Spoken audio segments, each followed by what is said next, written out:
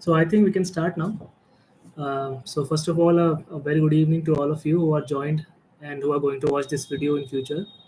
My name is Mayank Khare and I have secured All India rank 968 in UPSC CSE 2023. This was my second mains and first interview. And giving a little, giving a brief background about myself, I have done my engineering from IIT Delhi, and after that I was working in the management consulting sector. Post that, I did my MBA from IIM Calcutta, and after that, I joined another company and worked in the corporate sector for next few years. Uh, and this was, as I said, this was my second attempt, and I am born and brought up in Delhi. So basically, there will be a format as such that we are first going to discuss what is the structure of this particular discussion as such. So we'll discuss why and who are the people who should be preparing for the civil services. And once you have made that decision that you are going to prepare, so what could be the strategy for next 1 year? So I'm assuming that if you are watching this video, you are going to give the exam in June 2025. So what can be the exact strategy for next 1 year, and how one can go through the different stages of this particular exam? For example, prelims, mains, and then interview. So we'll segregate these sessions, and I'll try to give out my own perspectives of how to go about or how to prepare each and every stage of this particular exam. And yes, sir. So someone is asking what is the motivation. So yeah, so let me tell you about the motivation as such. So as I said, after my graduation from IIT, I was working as a consultant, and during this particular work experience, I got the opportunity to work as a consultant at the government of India. So I was posted at the Ministry of Textiles at Udyog Bhavan in New Delhi, and this was a very unique experience because it gave me the opportunity to directly engage with some senior IS officers like secretaries, joint secretaries, trade advisors, and for that matter, the Minister of Textile as well. So, due to this particular experience, I realized that you know civil services is actually very good career opportunity as such, because of two major reasons. One is the diversity of the job that it offers to young people, and secondly, the impact of these projects that people of India actually have. So, for example, in my case, I was working in the Ministry of Textiles, as I said. So, every policy and every project that the ministry works upon uh, directly or indirectly impacts almost 10 crore people in this country. So, that is the huge scale, or it is the impact, of scope of impact that these particular civil services actually have. So, that was my motivation at that point of time. However, I was not motivated enough at that point of time because, first of all, I was earning good money. I had a decent salary, and moreover, at that point of time, I was preparing for CAT. So I went on to clear CAT and join IIM Calcutta. So I decided to complete my MBA, and I procrastinated basically. So I thought I will, after my MBA, I will start preparing for UPSCs at some point of time. However, 2 years passed by. I completed my MBA, enjoyed my life, joined the corporate sector again, and after the joining, it was again a very rich experience. I would say I was learning a lot during that particular experience. I was traveling all over the country, staying in five-star hotels, and earning a decent amount of salary, which was good enough for a bachelor as such. And at the end of the day, I was kind of satisfied with what I was doing. But then COVID-19 happened, and one major setback of my life happened. So my father got COVID-19. He was infected with COVID-19, and at that point of time, I took a sabbatical from my job. My father was in the hospital for next 1 month. He struggled for almost a month. We did everything we could. We were fortunate enough actually to get a hospital in Delhi at that point of time because it was very difficult to get a bed. Despite that, after the struggle of almost 1 month, we were not able to save him. And I remember that since it was COVID times and there was a special ward for COVID-19 patients, no relative or kin of the patients were allowed inside the hospital. So at that point of time, I wanted to meet my father. So uh, I gave a guarantee in writing to the hospital management that I want to see my father, and all the consequences that may happen. I might get infected due to this, and I take full responsibility. After that, I wore that PPE kit. I went to my father who was in a critical care unit. I talked to him for the last 2 minutes, and at that point of time, I felt that uh, this is something that it is more like a sand. The more you try to hold it, the more it loses from your hand. And at that point of time, I held my father's hand, and I told him that please get well. It was my father's dream that I should prepare for civil services. However, I was not serious enough to actually let go of my job and start preparing for this particular service. But then uh, uh, I made a promise to my father that please get well soon. I will prepare for these services. Just get back home. However, this did not happen, and this was a major blow for me. And this was the point that I realized life is very uncertain. So I decided that I have to risk everything now. So I decided to leave my job, and I decided to prepare for civil services full time. And by God's blessing and my father's blessing, who is in heaven, I was able to clear it this particular exam. So that was my motivation. Now, beginning with this particular strategy, that any aspirant who is planning to give this particular things and all. So basically, I will take questions. There are some questions which are coming out in the chat section. So basically, what we can do is I'll first discuss all the strategies that I followed during my journey, and at the end of the session, we can actually take questions one by one. So let's begin with the what is the format of the exam. As most of us know that it is a three-stage exam: prelims, mains, and the interview. And obviously I will be going bilingual. अगर किसी को समझ में नहीं आ रहा तो मैं हिंदी में भी बीच बीच में बात करता रहूँगा. तो जैसे कि मैंने बताया 3 स्टेजेस होती हैं: प्रीलिम्स, मेंस और interview. So beginning with the prelims, let's start with how to go about it. तो पहली बात तो मुझे लगता है कि there should be an integrated preparation. बहुत सारे लोग कहते हैं कि नहीं, पहले हम प्रीलिम्स पढ़ेंगे, पहले हम फिर मेंस पढ़ लेंगे, उसके बाद फिर हम फिर से अलग से प्रीलिम्स पढ़ेंगे. मुझे ऐसा लगता है कि it should be an integrated preparation where you are preparing for prelims as well as mains at the same point of time. So let's assume you are preparing for June 2025 exams. So how one should be going about it? So I think it should be an integrated preparation starting from June 2024 till November or November end. One should be focusing on completing syllabus. Almost 70 to 80% of the syllabus must be completed by November end. Once that happens, one can start joining test series and prelims test series, main test series. We'll discuss about it as in great details. So let's begin with the standard sources that one needs to follow during the preliminary examination. And again, the preliminary examination itself has 2 stages. The first is paper 1, which consists of general awareness, and the second one is the CSAT, that basically consists of basic aptitude and logical reasoning and data interpretation.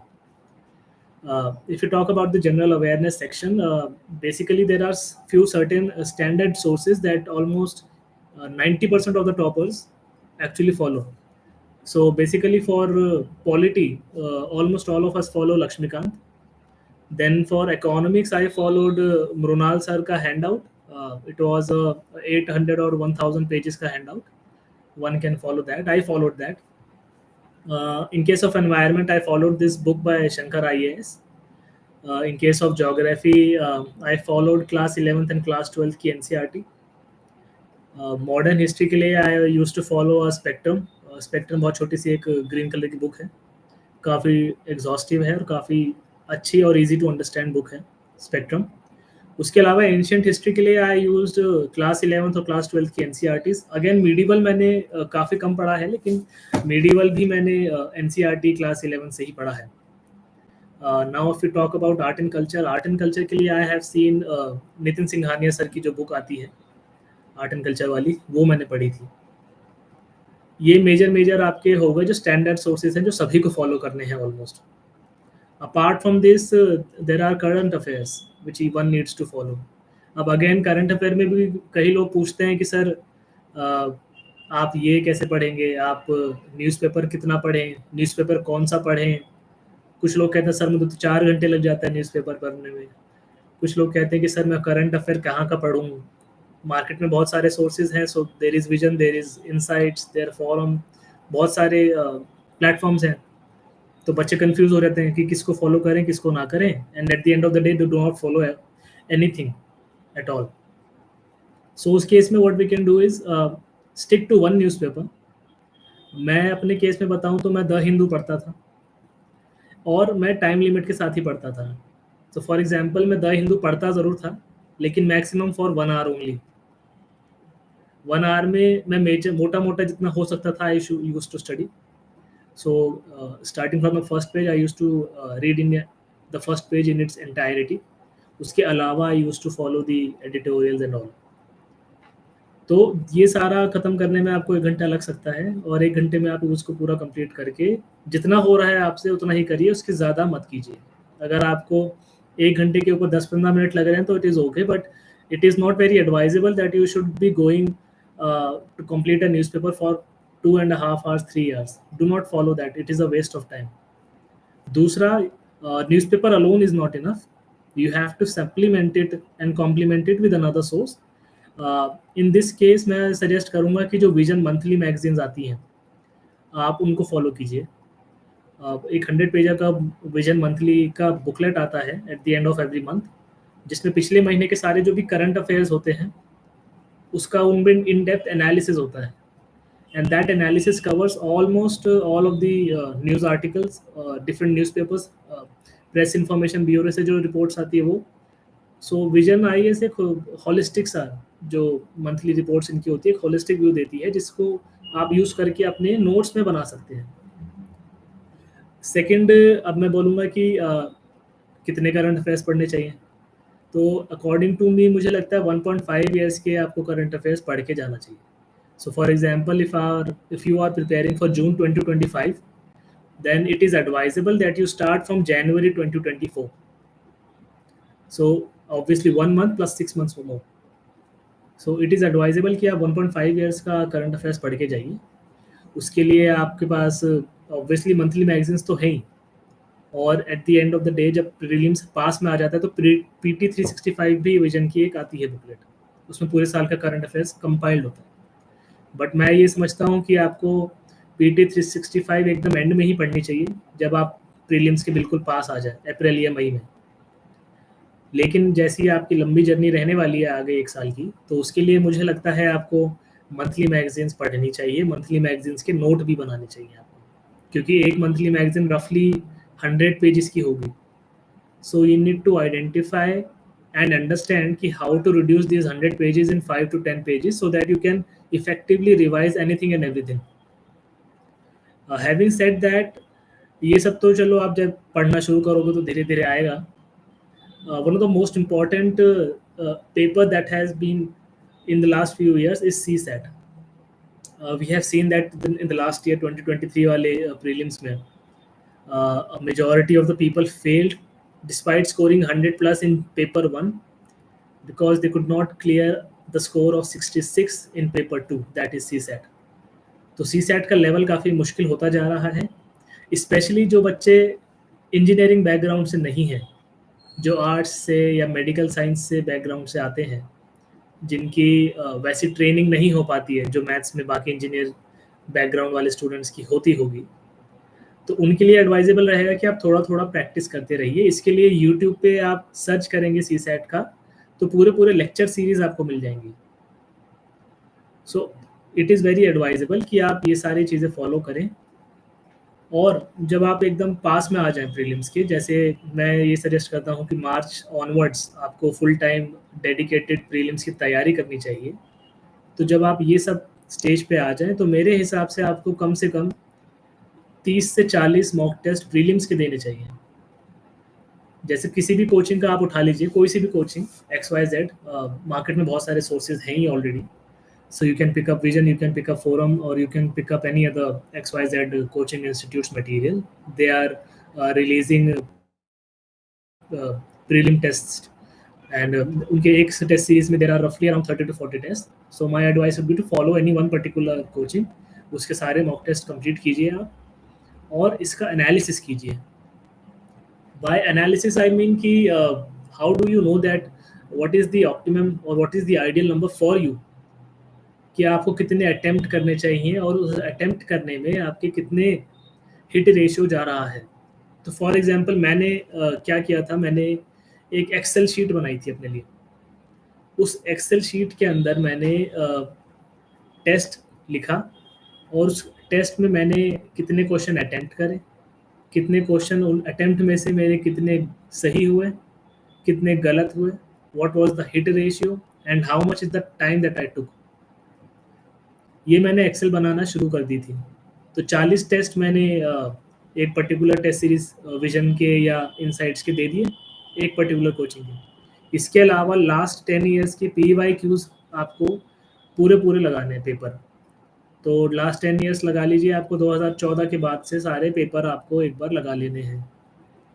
उससे आप जब ये आप exercise कर लेंगे, so then you will realise that this is the optimum amount of questions that I need to attempt in prelims. तो मैंने कई बच्चों को ये भी देखा है जो प्रीलिम्स में खाली 50-60 क्वेश्चन ही करके आते हैं और उनको लगता है कि उनकी 100% एक्यूरेसी है, so they will be clearing it. But मैंने आज तक ऐसा कोई बच्चा नहीं देखा जिसने क्लियर करा हो और उसने 50 ही क्वेश्चन करे हो खाली. सो ये ऑप्टिमम नंबर जो मैं आपको बता रहा हूँ, ये एक बहुत ही इवैल्यूएटिव तरीका है और ये आपको सेल्फ इवैल्यूएशन से ही पता चलेगा. सो for example in my case, जब मैं स्टार्टिंग में पेपर देता था तो आई रियलाइज कि I was only able to attempt 60 questions, 65 questions, nothing more. फिर उसके बाद मैंने धीरे धीरे नंबर ऑफ अटेम्प्ट्स बढ़ाए and at the end of 40 test और 50 test I realised that I need to attempt at least 85 to 90 questions. जब मैं ये 85 to 90 क्वेश्चंस अटेम्प्ट कर लूँगा तो I have a accuracy of almost 70%, which means I will be getting a score of 100+. That is more than enough. कुछ लोग 150 भी try कर रहे हैं. It is not needed. It is just a preliminary examination. It is a filter paper. It's a screening exam. तो आप 100 भी ला रहे हैं, that is well and good. You do not need to worry about anything else now. इसीलिए आप एक Excel sheet बनाइए, आप उसका पूरा एनालिसिस कीजिए. जो भी आप 40-50 टेस्ट देंगे उसकी एवरेज कैलकुलेट करिए कि आपके एवरेज कितना स्कोर कितने क्वेश्चंस को अटेम्प्ट करने के बाद बन रहा है. वहाँ से आपको पता चलेगा कि how you can go about it. Secondly, PYQ के लिए भी कुछ अच्छे सोर्सेज हैं टॉपिक वाइज. जैसे किसी अगर स्टूडेंट को टॉपिक वाइज PYQ पढ़ना है, सो फॉर एग्जांपल किसी को एंशिएंट हिस्ट्री के ही PYQ करना है खाली, तो उसके लिए भी कुछ पब्लिकेशंस आती हैं मार्केट में. फॉर एग्जांपल दिशा पब्लिकेशन आती है, अरिहंत की एक बुक आती है, वो आप ऑनलाइन सर्च करेंगे आपको मिल जाएगा बड़े आराम से. ये जब आप देखेंगे तो इसमें पूरा टॉपिक वाइज कंपाइलेशन है लास्ट के 20-25 सालों के जितने भी क्वेश्चंस UPSC में आए गए हैं. आप इनको भी यूज़ कर सकते हैं और इसको भी एनालाइज करके you can go about it. Basically जैसे कि मैंने कहा कि स्ट्रैटेजी क्या रहनी चाहिए पढ़ने की. तो अगर मैं डेली स्केड्यूल की बात करूं, अपने डेली स्केड्यूल की बात करूं, तो मैं I am a morning person basically. So रात को मैं थोड़ा जल्दी सो जाता हूँ around 9-9:30 and I use to wake up at 4:30 और 5 के बीच में. एंड थोड़ा सा एक्सरसाइज करा सुबह, उसके बाद से I use to start my day. और जितना भी मैक्सिमम हो सके I use to finish it by 7 और 8 इन द इवनिंग. रात को 8 बजे के बाद मैं नहीं पढ़ता हूँ बिल्कुल भी. उसके बाद आप चाहे टहलने चले जाइए, चाहे आप TV देख लीजिए या YouTube देख लीजिए. आपकी कोशिश ये रहनी चाहिए कि आप मैक्सिमम पढ़ सकें और एटलीस्ट 8 आवर्स एक दिन में आप लगाएं. So minimum 8 hours must be spent by you towards your studies and that must be calculated via stop watch. मैंने ये भी देखा है कि कुछ लोग कहते हैं कि मैं तो सुबह लाइब्रेरी गया था 8 बजे और वापस आया रात को 8 बजे, तो मैंने तो 12 घंटे पढ़ लिया आज. but that is a very flawed methodology, that is a very flawed assumption. So in that case you need to have a stop watch. एक 100 रुपये की स्टॉप वॉच आती है, ऑनलाइन मंगा लो या बाजार से जाके लेके आ जाओ. स्टॉप वॉच से you should calculate how much hours of time you are spending only on your studies. अगर आप बीच में टेबल से उठ के वॉशरूम भी जा रहे हैं तो पॉज द स्टॉप वॉच. अगर आप बीच में उठ के मोबाइल चलाने लग रहे हैं तो पॉज द स्टॉप वॉच. अगर आप बाथरूम भी जा रहे हैं या किसी का फ़ोन आ जाता है या आप कहीं नीचे टहलने चाय पीने चले जाते हैं, तब भी आपको स्टॉप वॉच को पॉज करना है. So the crux of the matter is कि you need to calculate the time that you are spending only on studies. और जब आप ये देखेंगे तो आपको पता चलेगा कि 8 घंटा करना है तो बहुत समय और बहुत ही कंसिस्टेंसी उसमें चाहिए होगी आपको. और ये आपको तभी पता चलेगा जब आप एक एक्सेल शीट आप बना लेंगे. आप एक एक्सेल शीट बनाइए, अगेन उसमें भी आप आज की डेट डालिए, उसमें आप लिखिए आप कितने बजे सुबह उठे हैं, कितने बजे आप सोए थे और आपने कितने घंटे क्लॉक करे. और ये आप डेली का बनाइए. तो मेरे केस में मैं पिछले 2-3 साल का एक्सेल का डेटा मेरे पास है कि आज से 3 साल पहले मैं क्या कर रहा था, या आज से 15 अगस्त 2022 को मैं क्या कर रहा था. मेरे पास उसका डेटा है क्योंकि मैंने वो एक एक्सेल फाइल मेंटेन कर रखी है. So I think that it can be one of the good reasons to maintain consistency and have an objective evaluation of what you are doing. ये तो हो गया आपका प्रीलिम्स का पार्ट. अब सबसे इम्पोर्टेंट इस एग्ज़ाम का स्टेज होता है मेंस, क्योंकि मेंस ही आपका डिसाइड करेगा whether you are going to clear this exam और नॉट. मेंस में एक एक नंबर से बच्चों की 10-10, 20-20 रैंक नीचे आ जाती है. सिर्फ एक नंबर से लोगों की सर्विस आईएएस से आईपीएस हो जाती है और लास्ट सर्विस से सर्विस के बाहर भी नाम चला जाता है लिस्ट से. तो आपको ये समझना पड़ेगा कि आपको मेंस की तैयारी बहुत ही फोकस्ड होकर करनी है. तो आइडियली ये होना चाहिए कि if you are targeting for June 2025 prelims, then now is the time to study for mains. June 2024 से लेके आपको नवंबर एंड तक ओनली मेंस पे और थोड़ा बहुत प्रीलिम्स का बीच में करना है. मेंस पे ज़्यादा फोकस करना है. 70 to 80% of the time you should be focusing on completing your syllabus. Once that syllabus is finished, you can go about writing or joining a test series. उसके बाद में उसके आगे भी मैं बताऊंगा. सबसे पहले तो मैं आपको ये बता दूं कि मेंस के एग्ज़ाम का फॉर्मेट क्या होता है. So basically there are different exams, जिसमें 2 कंपलसरी एग्ज़ाम्स होते हैं. लैंग्वेज के पेपर्स होते हैं, इंग्लिश का और मेरे केस में मैंने हिंदी लिया था. So these are qualifying nature exams. इनको आप क्वालिफाई करके सिर्फ पास करना होता है. बाकी जो एग्ज़ाम्स हैं उनमें होती है merit. So for example SA के बाद आपका आता है GS1, GS2, GS3, GS4 और लास्ट में फिर आपके 2 पेपर आते हैं ऑप्शनल के, optional 1 and optional 2. We will discuss this one by one. GS1, 2, 3, 4 को पहले हम डिस्कस कर लेते हैं एक बार. तो इसमें बेसिकली हमें करना क्या है. हमें पहले तो सबसे पहले हमारे एग्ज़ाम की बाइबल है हमारा सिलेबस. अगर आपने अभी तक सिलेबस नहीं देखा है तो आई वुड एडवाइस कि you go to the UPSC website, download the syllabus and study कि सिलेबस में एक्चुअली लिखा क्या हुआ है. आप सिलेबस को अच्छे से स्टडी कीजिए. एक बार जब आपका सिलेबस स्टडी हो गया, आपने समझा, उसके बाद आप सबसे पहले तो बनाइए एक वन नोट या किसी भी ऑनलाइन नोट मेकिंग ऐप का यूज़ करके आप अपना एक अकाउंट बनाइए. उस पर ये 4-5 नोटबुक्स आप बनाइए. एसए के लिए एक अलग नोटबुक बनाइए, 1, 2, 3, 4 के लिए अलग, ऑप्शनल 1, ऑप्शनल 2 के लिए अलग अलग नोटबुक्स बनाइए. आप उन्हीं नोटबुक्स के अंदर आप सब नोटबुक्स बनाइए.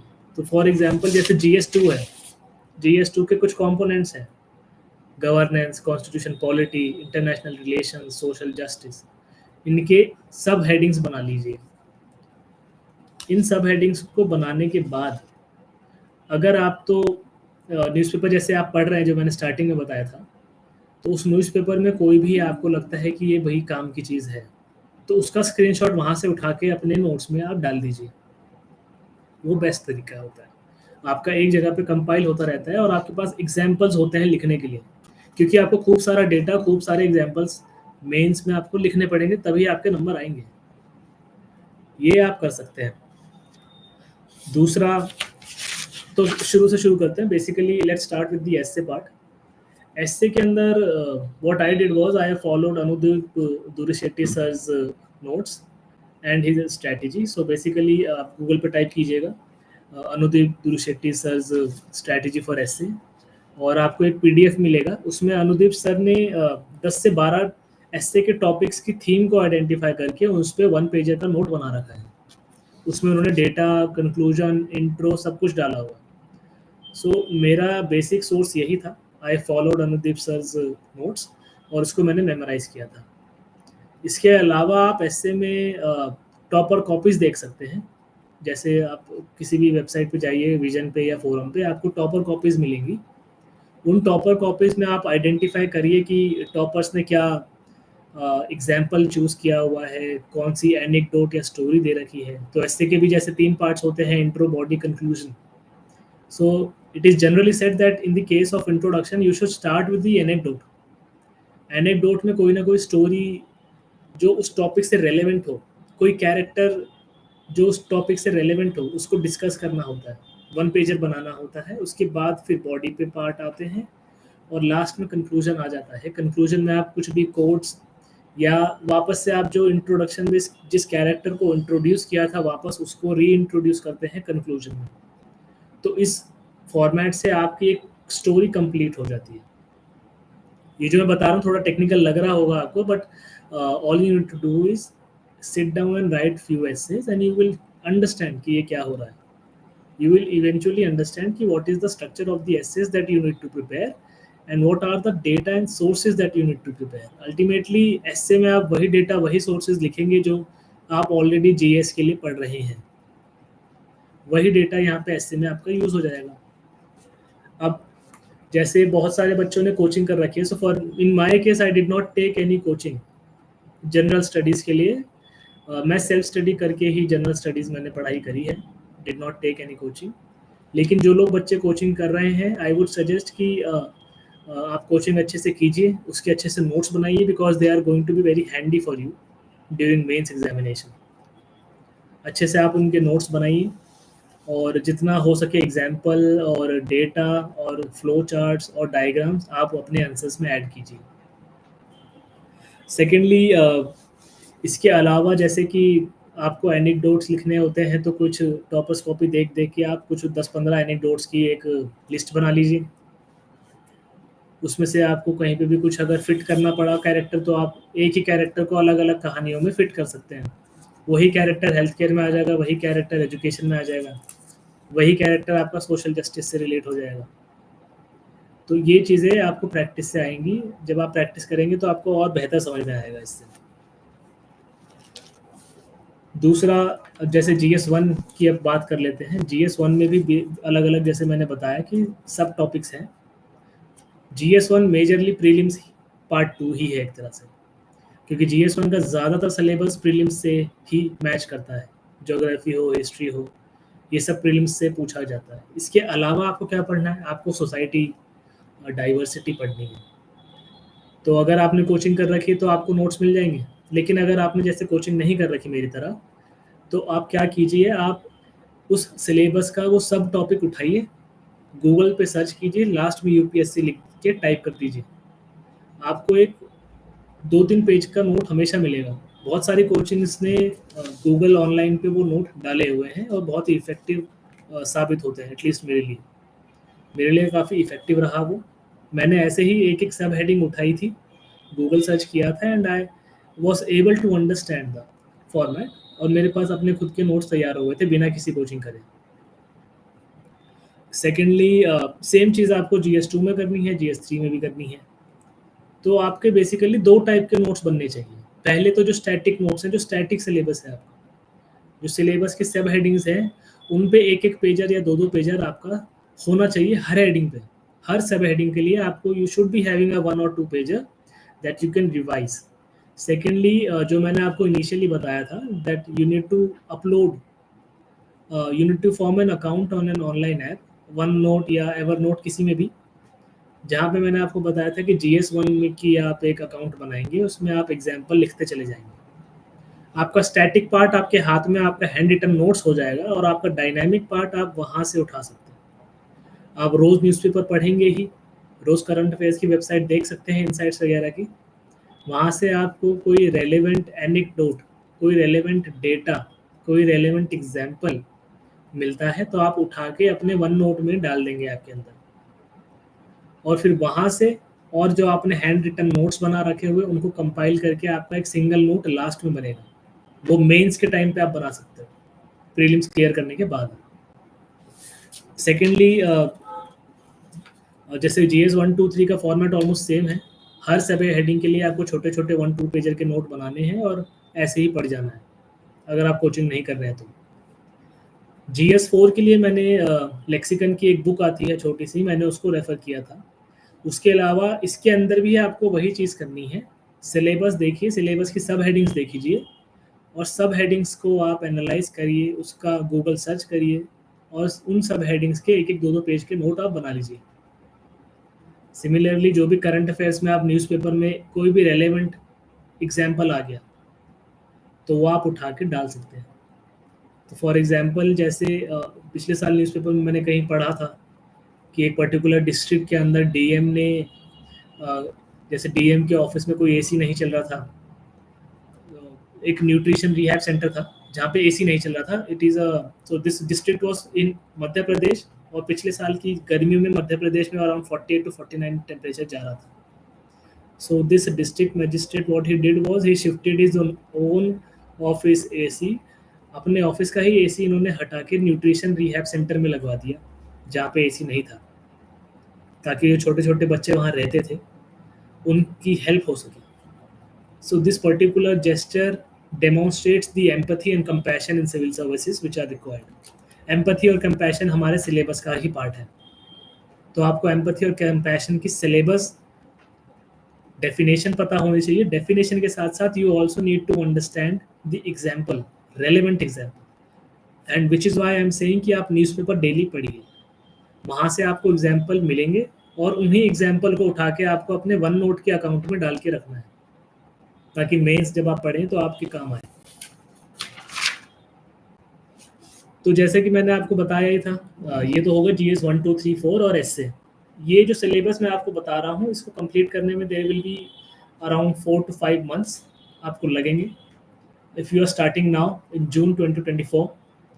So if you are starting in June 2024, then you need to understand that by November end आपका 70 to 80% सिलेबस खत्म होना चाहिए, and that includes your optional 2। अभी ऑप्शनल की बात हम करेंगे। तो ये आपका होना चाहिए स्ट्रैटेजी बेसिक, कि आपको सिलेबस ख़त्म करना है। अक्टूबर एंड से या नवंबर से आप कोई भी मेंस की टेस्ट सीरीज़ ज्वाइन कर लीजिए। तो मेंस की टेस्ट सीरीज़ अलग अलग कोचिंग की अलग अलग टेस्ट सीरीज़ आती हैं। तो जैसे मैं अपना बताऊं तो मैंने फोरम का किया था, मैंने विजन का भी किया था, दोनों किए थे मैंने मेंस के टाइम पे। पर मैं ये सजेस्ट करूंगा कि आप कोई एक कोचिंग टेस्ट सीरीज़ उठा लीजिए नवंबर में या दिसंबर में, और वो टेस्ट मेंस के जो होते हैं वो लिखना शुरू कर दीजिए। जैसे फॉर एग्जांपल मैं अपना बताऊं तो the first test I wrote, I scored only 70 marks and it took me 4 hours to complete the paper. So it was very devastating for me because पहली बात तो आप पहला पेपर लिख रहे हो, उसमें भी आपको 4 घंटे लग गए कंप्लीट करने में, और उसमें भी आपको 70 नंबर ही मिले।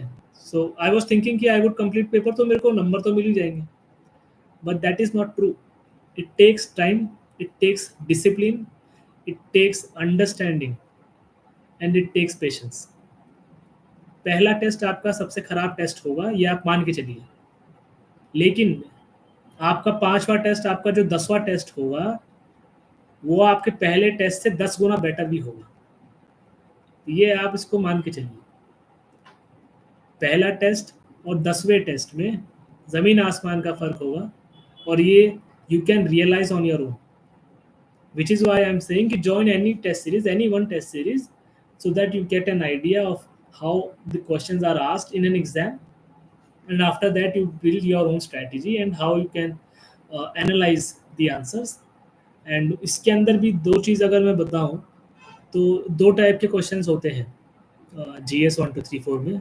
एक होता है 5 नंबर का और 15 नंबर का, और एक होता है 10 नंबर का। तो आपकी एक मेरी बेसिक स्ट्रैटेजी ये थी कि in case of 50 marker I used to divide the question in 3 parts. उन 3 पार्ट्स के 3 अलग-अलग मैंने कंटेंट बना के लिखा और लास्ट में कंक्लूड कर दिया। स्टार्टिंग में इंट्रो तो था ही। तो एक बेसिक अंडरस्टैंडिंग ये होनी चाहिए कि 15 नंबर का आया है तो हमें क्वेश्चन को 3 पार्ट में डिवाइड करना है, और अगर 10 नंबर का क्वेश्चन आ रहा है तो हमें पेपर को 2 पार्ट में डिवाइड करना है। इंट्रो कंक्लूजन हमें सब में ही लिखना है, डेटा पॉइंट हमें सब में लिखना ही है, जितना हो सके आपको चार्ट बनाने हैं, आपको रिपोर्ट्स कोट करनी है, आपको थिंकर्स के अगर जीएस 4 में लिख रहे हैं तो थिंकर्स को कोट कीजिए। तो ये सब चीज़ें आपको इवेंचुअली धीरे धीरे आती चली जाएंगी, और इसके अंदर मेंस टेस्ट सीरीज के जो आंसर्स आएंगे आपके पास, जो कोचिंग वाले टेस्ट लेने के बाद आंसर की देते हैं, उसमें वो प्रॉपर डिटेल सॉल्यूशन भी देते हैं आपको। वो भी एक अच्छा सोर्स है आपको नोट्स बनाने के लिए। आप उसी में से आप टेस्ट सीरीज के आंसर्स को इवैल्यूएट कीजिए और उन्हीं में से आप अपने नोट्स बना लीजिए। तो ये धीरे धीरे जब एक लॉन्ग टर्म प्रोसेस है, एक लर्निंग प्रोसेस है। I would say it is more of an experience that then a destination. धीरे धीरे आप एक्सपीरियंस कीजिएंगे तो आपको पता चलेगा और आप इम्प्रूव करते जाएंगे। I can guarantee you this कि आप इम्प्रूव करेंगे। आपका पहला टेस्ट और आपका 10वां टेस्ट में ज़मीन आसमान का फ़र्क आपको दिखेगा। दी ओनली थिंग इज़ कि आप टेस्ट दीजिए और लिखिए, 3 घंटे बैठिए, लिखिए टेस्ट, आपको प्रैक्टिस हो जाएगी। दूसरा अगर मैं बताऊं तो ऑप्शनल की एक बात कर लेते हैं अब हम। तो ऑप्शनल की मैंने ऑनलाइन कोचिंग एक ज्वाइन करी थी। उस टाइम पे भी मैंने एक ऑनलाइन कोचिंग ले ली थी, राजेंद्र नगर में ही है वो कोचिंग भी। बट उस कोचिंग से मुझे कुछ खास फ़ायदा हुआ नहीं। मेरा ऑप्शनल एंथ्रोपोलॉजी था। अल्टीमेटली मुझे खुद ही पढ़ना पड़ा सारा, क्योंकि मुझे लगा कि टीचिंग इतने अच्छे से हो नहीं रही थी। तो मैंने फिर कोचिंग बीच में मैंने छोड़ दी थी 1 डेढ़ महीने बाद, और मैं फिर सेल्फ स्टडी करने लग गया था एंथ्रोपोलॉजी। तो एंथ्रोपोलॉजी के लिए मेरी एक बेसिक सजेशन ये रहेगी कि आप सबसे पहले तो आप अपना एक एप्टीट्यूड आइडेंटिफाई करिए कि आपका ज़्यादा फोकस और ज़्यादा स्ट्रेंथ आपकी कौन से सब्जेक्ट्स में है। जब आप ऑप्शनल डिसाइड करें तो ऑप्शनल डिसाइड करने के लिए मल्टीपल फैक्टर्स होते हैं। सबसे पहला तो फैक्टर यही है कि उसके रिसोर्सेज मार्केट में अवेलेबल हैं या नहीं। कहीं आप एक ऐसा ऑप्शनल तो नहीं उठा रहे जिसकी गाइडेंस मार्केट में है नहीं, जिसकी रिसोर्सेज मार्केट में नहीं है, और जिसके नंबर भी ज़्यादा एग्जामिनर्स नहीं देते हैं। तो वो चीज़ आपको आइडेंटिफाई करनी पड़ेगी। उसके बाद आपको अपनी एक स्ट्रैटेजी बनानी पड़ेगी, और फिर आपको डिसाइड करना पड़ेगा। तो for example let me talk about my own self. तो as I said, I am an engineer by profession, by qualification, लेकिन मैंने इंजीनियरिंग सब्जेक्ट नहीं लिया था। I am also an MBA subject है उसमें। और अगर आप यूपीएससी के ऑप्शनल्स की लिस्ट देखेंगे तो उसमें मैनेजमेंट एक सब्जेक्ट है, but I did not take management जानबूझ के, बिकॉज सबसे पहले तो मैनेजमेंट के लिए मार्केट में गाइडेंस बहुत कम है। दूसरा, मैंने ये देखा कि मैनेजमेंट ऑप्शनल में लोगों के नंबर ज़्यादा नहीं आ पाते हैं। अब मुझे इसका रीज़न नहीं पता, but these were the reasons कि यार मुझे लगा कि शायद मुझसे ये हो ना पाए। तो फिर मैंने अपने ऑप्शनल जब आइडेंटिफाई करना शुरू करे तो मैंने अलग अलग जोग्राफी देखा, थोड़ा पढ़ा समझा, पूछा अपने फ्रेंड्स जो ऑलरेडी सर्विस में है उनसे बात करी। मैंने हिस्ट्री थोड़ा बहुत देखा, मैंने पब्लिक एडमिनिस्ट्रेशन थोड़ा बहुत देखा, फिर मैंने एंथ्रोपोलॉजी देखा। इन सब ऑप्शनल्स में और एंथ्रोपोलॉजी में एक जो बेसिक डिफरेंस मैं समझता हूँ मुझे लगा वो ये था कि anthropology was easy to understand. Anthropology, basically what anthropology is the study of human beings and their society and their culture along with their physical anatomy. So this is something that is very relevant to you as a human being. जब आप anthropology पढ़ते हैं आपको बहुत मज़ा आता है उसको पढ़ने में, ये मैंने रियलाइज़ करा। एंथ्रो पढ़ने का मतलब ये है कि आप अपनी सोसाइटी के, आप अपनी फैमिली एज एन इंस्टीट्यूशन को एक अलग ही पर्सपेक्टिव से देखने लग जाते हैं, और उस पर्सपेक्टिव का डेफिनेटली आपको इंटरेस्ट जाग जाता है। तो इसलिए मैंने एंथ्रोपोलॉजी चूज़ किया था, क्योंकि वो काफ़ी इंटरेस्टिंग सब्जेक्ट है, क्योंकि आपको काफ़ी टाइम इसमें बैठना पड़ सकता है, और यूपीएससी एक ऐसी अनसर्टेन चीज़ है जिसमें आपको नहीं पता कि आपका कौन से साल में जाके क्लियर होगा. तो you should be mentally prepared to study one particular subject for few years. 2 साल, 3 साल, 4 साल, 5 साल जितने भी लग सकते हैं. तो that you need to understand. इसीलिए मैंने वही किया जो मुझे इंटरेस्टिंग लग रहा था. मैंने एंथ्रोपोलॉजी चूज़ किया, मुझे काफ़ी इंटरेस्टिंग लगा वो, और मुझे आज भी वो काफ़ी इंटरेस्टिंग लगता है इवन आफ्टर द एग्जाम. तो अगर मैं एंथ्रोपोलॉजी की ही बात करूं तो सबसे पहले मैंने एक बेसिक सोर्स उठाया था, दैट इज़ अक्षर जैन सर की एक बुक आती है जिसमें उन्होंने सिलेबस वाइज जो जितने भी मॉडल क्वेश्चन आंसर्स हो सकते हैं वो बना के उन्होंने दे रखे हैं. So that you can take as a reference point कि आपको कैसे आंसर लिखने चाहिए, कैसा डेटा आपको लिखना चाहिए, एंड मोर इम्पोर्टेंटली आपका सिलेबस कितना बड़ा है और किस टाइप के डाइवर्स क्वेश्चन किस टॉपिक से आ सकते हैं. That you can get an idea from this particular book. So that was my reference point. इसके अलावा आकाशदीप सर की मैंने टेस्ट सीरीज लगाई थी एंथ्रो की. तो आकाशदीप सर हैं हमारे O2 एंथ्रोपोलॉजी, एक O2 IAS करके कोचिंग है चंडीगढ़ में, वहाँ पे आकाशदीप सर पढ़ाते हैं. तो मैंने उनके यहाँ पे ये उनसे मैंने पूछा और उनका थोड़ा मैंने यूट्यूब का वीडियो देखा. तो वहाँ से मेरे को थोड़ी समझ में आया कि क्या करना चाहिए. मैंने थोड़ी टेस्ट सीरीज़ वगैरह वहाँ से करी और थोड़ा बहुत मुझे समझ में, मेरी अंडरस्टैंडिंग बेटर हो गई उससे. तो इसके अलावा अब जैसे अगर आप ये ना करें तो आप L2A है, मार्केट के अंदर L2A है, वैस सर पढ़ाते हैं, और भी बहुत सारे टीचर्स हैं अब तो राजेंद्र नगर में. जो भी आपको रेलेवेंट लगे, कंफर्टेबल लगे और आपके लिए एक्सेसिबल हो, उसको आप कीजिए और आंसर लिखने की प्रैक्टिस आप धीरे धीरे शुरू कीजिए. सबसे पहले तो आपको सिलेबस ख़त्म करना ही पड़ेगा, क्योंकि जब सिलेबस ही नहीं करेंगे तो आंसर क्या लिखेंगे. उसके बाद जब एक बार सिलेबस हो जाए आप लिखना शुरू कीजिए, आप वैल्यू एडिशन शुरू कीजिए. आप यूट्यूब पे ढूंढेंगे तो बहुत सारी चीज़ें आपको मिलेंगी, और जब ये सारी चीज़ें मिलेंगी आपको तो यू विल अंडरस्टैंड कि यार रिसोर्सेज बहुत हैं. तो अल्टीमेटली क्या करना है आपको, अपने हाथ से नोट्स बनाने हैं. और I will be brutally honest, you have to रट्टा मारना है. सिंपल सी बात. Because it is simply not possible कि आप 3 घंटे वहाँ पे बैठे और आपको सब कुछ अचानक से याद आ जाए. That is not how it happens. आपने अगर रट्टा मार रखा है उस चीज़ का, उस पर्टिकुलर ऑथर का नाम आपका याद है, तभी आप लिख पाओगे वहाँ पे. वरना पेपर लिखने में आप ये सारी चीज़ें भूल जाओगे. और रट्टा मारना कोई बुरी बात तो होती नहीं है, हम स्कूल में भी मारते थे. स्कूल में भी मारते थे, हम इंजीनियरिंग में भी रट्टा मारते थे, और हम यहाँ भी रट्टा मार सकते हैं. The thing is you have to understand before रट्टाफिकेशन. रट्टा मारने से पहले आप उस चीज़ को समझ लीजिए कि ये चीज़ है क्या. मेजॉरिटी लोग क्या करते हैं कि वो समझ लेते हैं, उनको चीज़ें समझ में आ जाती हैं, लेकिन 4 दिन बाद उनसे पूछो, उनको याद ही नहीं है क्या पढ़ा था. So that is not the thing that you should be going to. What you should be doing is कि आप पढ़िए, समझिए. उस चीज़ को समझने के लिए यूट्यूब पे सर्च करिए, हज़ारों वीडियोस आपको मिलेंगी समझने के लिए. आपने एक बार उसको समझ लिया, उसके बाद आप उसको लिखेंगे. इस बार आप उसका रट्टा मारेंगे, लिख लिख के रट्टा मारेंगे बिना देखे, तभी वो आपकी मेमोरी में एम्बेड हो जाएगा. तो इसीलिए रट्टाफिकेशन इज़ गुड, रट्टाफिकेशन is very very necessary in UPSC exam, क्योंकि आपको लिखना ही है वहाँ पे जाके. इसलिए आई वुड सजेस्ट कि आप जो थ्योरी के पेपर होते हैं, आप जितना हो सके आप रट्टा मारिए, समझिए, समझने के बाद रट्टा मारिए उसको. ये तो हो गया फिर हमारा मेंस का पार्ट. मेंस के बाद फिर आती है हमारी नेक्स्ट स्टेज, जो मैं समझता हूँ कि काफ़ी easy, relevant to previous 2 stages है वो. That is the personality test. तो पर्सनालिटी टेस्ट के लिए आई वुड सजेस्ट कि आप सत्यम जैन सर हैं, उनका एक चैनल है अंडरस्टैंड यूपीएससी का.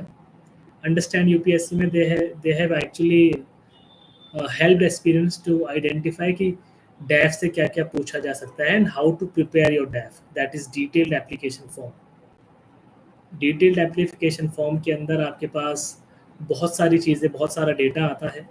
स्टार्टिंग फ्रॉम आपका खुद का नाम, उस नाम का मतलब क्या है, आप रहते कहाँ हैं, कौन से डिस्ट्रिक्ट से हैं, उस डिस्ट्रिक्ट में क्या फेमस है. सरकार की एक स्कीम चल रही है 1 डिस्ट्रिक्ट 1 प्रोडक्ट, उसके अंदर आपके डिस्ट्रिक्ट से कौन सा प्रोडक्ट है. एटसेट्रा एटसेट्रा एटसेट्रा, बहुत सारे क्वेश्चन हैं। तो आप एक बार वो वीडियो देखिए, उससे आपको एक जनरल सा, एक बेसिक सा अंडरस्टैंडिंग आएगा कि आप क्या करना चाहते हैं और कैसे आपको पढ़ना चाहिए। सेकेंडली, बने बनाए क्वेश्चन एयर्स आते हैं इंटरव्यू की तैयारी करने के लिए। डिफरेंट कोचिंग इंस्टीट्यूट्स के बने बनाए क्वेश्चन एयर आएंगे, आपको खाली उनको अपना डैफ भेजना होता है और वो एक बना बनाया रेडीमेड क्वेश्चन एयर आपको 100-200 क्वेश्चंस का दे देते हैं, जिस पे आपको अपने फिर आंसर आप बना सकते हैं और आपकी तैयारी ऐसे अच्छी से हो सकती है। रही बात मॉक टेस्ट की, मॉक टेस्ट मेरे हिसाब से देने चाहिए। Some people say that it is not necessary to give mock test. I would say it is very much necessary, because mock tests actually help you to understand and think on your feet. Because when you are studying, when you are sitting inside the interview room, when you are sitting in the Dolpur house, there are 5 very senior, very distinguished members who are asking you some very serious questions. तो उस time पे एक तो pressure इतना ज़्यादा होता है, और अगर आपने प्रैक्टिस नहीं कर रखी है मॉक टेस्ट की, तो it will become very very difficult for you to answer on your feet. I have seen people who have frozen at the point of giving interview, क्योंकि उन्होंने मॉक नहीं दिए थे, प्रैक्टिस नहीं की थी। आप प्रैक्टिस कीजिए, मॉक टेस्ट को ज़्यादा सीरियसली मत लीजिए, क्योंकि ज़्यादातर मॉक टेस्ट आपसे बहुत उल्टे सीधे सवाल भी पूछते हैं, बट आप उसको ज़्यादा सीरियस ना लीजिए। आप खाली उसको ऐसे लीजिए कि आप एक प्रैक्टिस करने जा रहे हैं। जितनी आप प्रैक्टिस करेंगे उतना आपका कॉन्फिडेंस बिल्ड होगा। The more you practice, the more confidence will you gain, and the more better will be the outcomes as such. Secondly, मैं ये कहना चाहूँगा कि बहुत सारे बच्चे बहुत बड़ी गलती करते हैं प्रीलिम पर्सनालिटी टेस्ट में, दैट कि वो झूठ बोलने लग जाते हैं। जो चीज़ें उन्होंने नहीं भी कर रखी है, आप वो भी बोलने लग जाते हैं। कई बार आपको चीज़ें नहीं आती होती हैं, उसमें भी आप ऐसे बोलते हैं, sir I have read this somewhere but I am not able to recall right now. That is not a very good thing to do. If you do not know, then simply say sir I don't know. That is a better option, क्योंकि मेरे interview के अंदर भी they asked me a few questions जिसका मुझे पता ही नहीं था। तो for example, chairman sir asked मी कि भाई उस टाइम पे रशिया की आर्कटिक जेल में एक पॉलिटिकल प्रिजनर की डेथ हुई थी। तो ये जीके वाला क्वेश्चन टाइप था। उन्होंने सीधा ये पूछ लिया कि उस जिसकी डेथ हुई है उसका नाम क्या है। लकीली उसका नाम मुझे पता था, but the next question was कि उसका प्रोफेशन क्या है, उसकी क्वालिफिकेशन क्या है, वो मुझे नहीं पता थी। तो आई सिंपली सेड, सर ये मैंने पढ़ा ही नहीं है, मुझे नहीं पता। उन्होंने अगला क्वेश्चन फिर से पूछा, रशिया में एक प्राइवेट मिलिट्री चल रही है वैगनर ग्रुप नाम से, उसके हेड का नाम क्या था। अब ये भी मुझे नहीं पता। मुझे ये तो पता है कि वैगनर ग्रुप है वहाँ, but what is the name of that head, I don't know. तो अब मैंने यहाँ पे ये नहीं कहा sir I have read this but I am not able to recall. मैंने सिंपली बोला सर को कि सर मुझे पता ही नहीं। ऐसे ही एक क्वेश्चन दूसरे मेंबर ने पूछा कि आपने एमबीए कर रखी है, आपको फाइनेंशियल मार्केट्स के बारे में पता होगा। हालांकि पता होना चाहिए था, but at that point of time मुझे नहीं पता था। तो इसमें कई लोग व्हाट दे डू इज कि झूठ बोल देते हैं कि हाँ सर पढ़ रखा है, लेकिन ना अब टाइम हो गया तो मेरे को याद नहीं आ रहा। तो मैंने लेकिन ऐसा कुछ नहीं बोला, मैंने सिंपल बोल दिया सर मुझे इसकी नॉलेज नहीं है, sorry. And he moved on immediately. उसने कोई क्रॉस क्वेश्चन कुछ नहीं किया, they moved on. They don't really care कि आपने क्या करा। ये पर्सनालिटी टेस्ट है, तो आपकी पर्सनालिटी ऐसी होनी चाहिए कि आप अपने फेलियर्स को एक्सेप्ट करें, आप अपनी लैक ऑफ नॉलेज को एक्सेप्ट करें, और आप रेस्पेक्टफुल रहें उसके बाद भी। आप हो सकता है लगातार 5-6 क्वेश्चन पूछे जाएँ आपसे और आप ना बता पाएँ, and that is fine. But आप अपना कैरेक्टर मेंटेन करिए और आप अपनी इंटीग्रिटी को मेंटेन करके रखें। और अगर आपको चीज़ें नहीं आती हैं तो आप क्लियरली मना कर दीजिए, नहीं आती है सर, सॉरी। आप ये भी मत बोलिए कि सर मैंने पढ़ा तो था, मुझे याद नहीं आ रहा। तो वो उनको पता चल जाता है this person is fluking, he is just guessing. So it's better not to do that. और इतने क्वेश्चन मतलब मैंने मना कर दिए थे, तो फिर भी उसके बाद भी I scored good marks in interview. काफ़ी सारे क्वेश्चंस के आंसर मैंने नहीं दिए थे और मेरे को उन्होंने फिर भी डिसेंट मार्क्स दिए। तो ये मेरा था। एक बहुत इम्पोर्टेंट चीज़ मैं और बताना चाहूँगा जैसे मैंने आपको स्टार्टिंग में आपको बताया कि आप एक एक्सेल शीट मेंटेन करिए और आप कितने घंटे पढ़ रहे हैं रोज, उसका एक डेटा मेंटेन करके रखिए। मेरे हिसाब से आपको एटलीस्ट 8 घंटे आपको रोज पढ़ना चाहिए, और वो 8 घंटे कैलकुलेट करने के लिए you should have a stop watch with you. Use that particular stop watch to count the number of hours, and that number of hours must be at least 8 hours every day, and that is how you should go about it. Secondly, कई लोग plan B की भी बातें करते हैं। Plan B होना चाहिए, पर प्लान बी कब होना चाहिए? It is my personal opinion कि आपके पहले दो अटेम्प्ट्स आपके फुल टाइम होने चाहिए बिना किसी प्लान बी के। You should not be thinking about your plan B right from the beginning of your preparation. Please try to understand it's a very long preparation. It is definitely going to take a toll on your physical as well as mental health. और उसमें भी अगर if you start thinking about your plan B or you start preparing SSC, PSC और फलाना और ढिमका, that will not be very helpful for you. It will only create more and more pressure. So it is my humble opinion that for your first 2 attempts, आपको fully dedicatedly you should be preparing for UPSC only if you are or if you want to prepare for UPSC. Do not think about plan B for your first 2 attempts. आपकी जब पहले 2 attempt हो जाएं with full dedication, उसके बाद you can think about plan B. अगर आपके 2 attempt में भी नहीं हुआ है तो आप उसके बाद प्लान बी सोचिए। प्लान बी में भी बहुत सारे ऑप्शन हैं। जैसे बहुत सारे लोग ग्रेजुएट हैं तो वो आगे जाके गेट की तैयारी कर सकते हैं, कैट की तैयारी कर सकते हैं, जीमैट, एसएससी, पीएससी या स्टेट सर्विस कर सकते हैं, प्राइवेट सेक्टर में अप्लाई कर सकते हैं, स्किल बिल्डिंग कर सकते हैं अलग अलग ऑनलाइन प्लेटफॉर्म्स के थ्रू, कोडिंग सीख सकते हैं, डेटा एनालिटिक्स सीख सकते हैं, और वो नहीं हो रहा तो कोचिंग इंडस्ट्री ही ज्वाइन कर सकते हैं, इवैल्यूएटर बन सकते हैं या टीचर बन सकते हैं आप। तो ये सब चीज़ें हैं आपके पास, तो आप ये मत सोचिए कि मुझे तो प्लान बी अभी ही करना है। तैयारी करे हुए 2 महीने हुए और आप प्लान बी के बारे में सोचने लग जाएं, that is not the thing. The most important thing to understand in this exam that you need to have patience, you need to have perseverance. As I said, this exam is not a test of your knowledge, it is more of a test of your character. How strong your character is, how strong your mental strength is. So you need to understand कि जब आप तैयारी करेंगे you need to live in isolation. Isolation का मतलब है कि आप और आपके 2 या 3 खास दोस्त और आपकी फैमिली। आइसोलेशन का मतलब ये नहीं है कि आपने सब दीन दुनिया छोड़ के कहीं आइसोलेशन में भाग गए, अंडरग्राउंड हो गए, वो नहीं होता isolation. Isolation means restrict your activities. Social media मैंने, इंस्टाग्राम मैंने लास्ट मंथ ही चालू करा है पहली बार, व्हाट्सएप भी मैंने लास्ट मंथ ही चालू करा है पहली बार। तो it is better to avoid distractions. Distractions avoid करने का एक बहुत ही इंपॉर्टेंट तरीका है कि आप सोशल मीडिया अवॉइड करें। आप इंस्टाग्राम, फेसबुक या स्नैपचैट या एटसेट्रा जो भी आता है, आप उनको अवॉइड करें। इससे आपका डिस्ट्रैक्शन कम होने में हेल्प होगी। सेकेंडली, आप 1 या 2 दोस्तों का, एक बहुत ही जो नॉन यूपीएससी वाले दोस्त हैं, उनके टच में रहिए आप, क्योंकि यूपीएससी वाले दोस्तों की तो थिंकिंग एक जैसी ही होती है।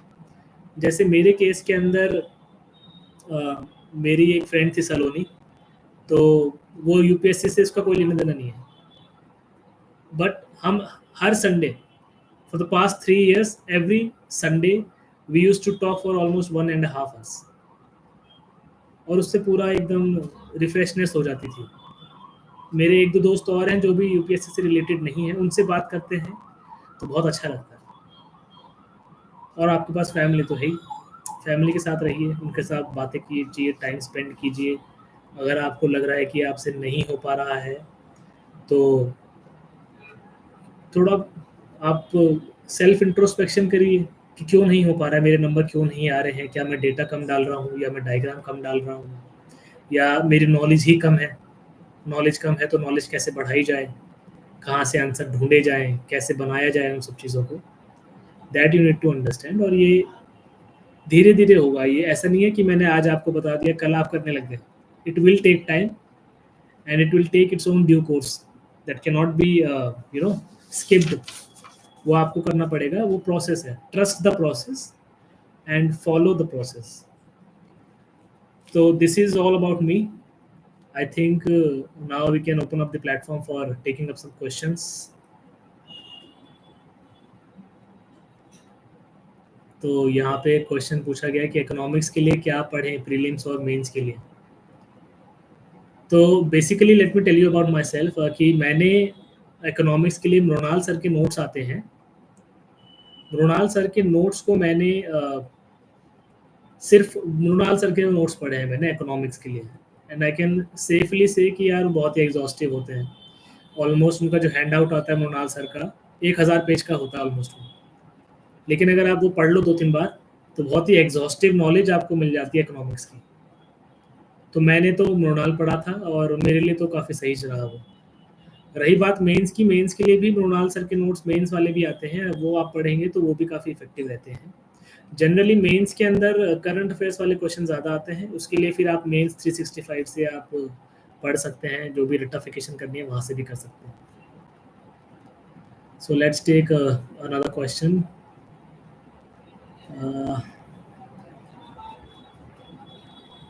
डेटा एंड फैक्ट्स आपने कहाँ से कलेक्ट करा? तो बेसिकली देखिए, डेटा एंड फैक्ट्स के लिए मल्टीपल सोर्सेज हैं, जैसे मैंने आपको बताया। पहला सोर्स तो आपका न्यूज़पेपर ही है। तो बेसिकली आप जब न्यूज़पेपर पढ़ेंगे सुबह मॉर्निंग में 1 घंटा न्यूज़पेपर आप पढ़ेंगे, और जब आप शाम को अपना दिन खत्म करें तो इनसाइट आईएएस का एक ऑनलाइन वेबसाइट है, आप उनकी वेबसाइट पे जाइए, उन्होंने current affairs, daily current affairs दे रखे होते हैं, आप वो पढ़ लीजिए, वहाँ से आपका रिवीजन हो जाएगा और वहाँ पे आपको डेटा पॉइंट्स भी मिलेंगे। जैसे फॉर एग्जांपल एयर पॉल्यूशन आजकल चल रहा है बहुत, डेटा, हम दिल्ली में रहते हैं, हमें पता है बहुत ज़्यादा एयर पॉल्यूशन यहाँ का ख़राब है, तो आपको वहाँ से इनसाइट का कोई ना कोई आर्टिकल दिख जाएगा एयर पॉल्यूशन का, उसमें डेटा दिख जाएगा। तो फॉर एग्जांपल एक लैंसेट की स्टडी आई थी, Lancet 2019, which says that almost 17 lakh people died in India due to air pollution. So this particular quote, this particular data point can be used in introduction for any question related to air pollution. This particular data can be used. और ये data आपको newspaper से या insights की website से मिलता रहेगा, आपको बस इकट्ठा करना है एक जगह पे। इसीलिए मैं आपको मेंस की टेस्ट सीरीज लगाने के लिए भी कह रहा हूँ, क्योंकि मेंस की टेस्ट सीरीज में आपके पास जब उस पर्टिकुलर टेस्ट का आंसर की आएगा, उस आंसर की में डिटेल सॉल्यूशन दिया गया होगा, और उन डिटेल सॉल्यूशन में काफ़ी सारे डेटा पॉइंट्स, काफ़ी सारे कमिटीज़ के नाम, काफ़ी सारे प्रोजेक्ट्स के नाम उसमें दिए गए होते हैं। आपको वहीं से उठाना है और अपने नोट्स में लिख लेना है और बार बार उनको रिवाइज करते चले जाना है। एक क्वेश्चन और आया है एंड ही इज सेइंग कि प्लान भी कब से रखना चाहिए सर? तो जैसे मैंने आपको बताया पहले भी कि आपके पहले 2 अटेम्प्ट्स आपके फुल डेडिकेटेड होने चाहिए, कोई प्लान भी कुछ नहीं। आपके पहले 2 अटेम्प्ट सिर्फ आपके यूपीएससी के लिए होने चाहिए।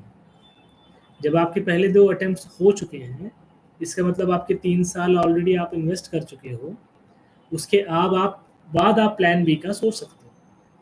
तो प्लान बी का जैसे मैंने बताया आपको, गेट हो गया, कैट हो गया, एसएससी हो गया, अलग अलग यूपीएससी के जो एग्ज़ाम्स होते हैं दूसरे, सीएपीएफ हो गए, स्टैटिस्टिकल सर्विस वाले एग्ज़ाम हो गए, या फिर कोचिंग इंडस्ट्री हो गई, या प्राइवेट सेक्टर हो गया, या स्टेट के पीसीएस हो गए, आप उन सब में से किसी को भी एक अपना प्लान भी बना सकते हैं, लेकिन पहले 2 अटेम्प्ट्स के बाद। पहले 2 अटेम्प्ट्स में it is my personal opinion कि आपको प्लान बी के बारे में सोचना भी नहीं चाहिए in your first 2 attempts. Let's take another question. So someone is asking कि मॉक इंटरव्यू और यूपीएससी इंटरव्यू में क्या डिफरेंस होते हैं? So let me tell you that कि जो मॉक इंटरव्यू होते हैं basically they are not very serious enough.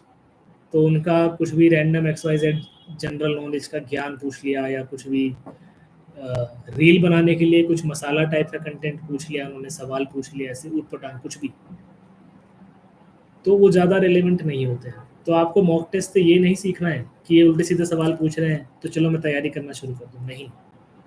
आप मॉक टेस्ट सिर्फ इसलिए दे रहे हैं तो ताकि आपको एक प्रैक्टिस हो जाए 5 लोगों के सामने बैठने की और खुल के बोलने की।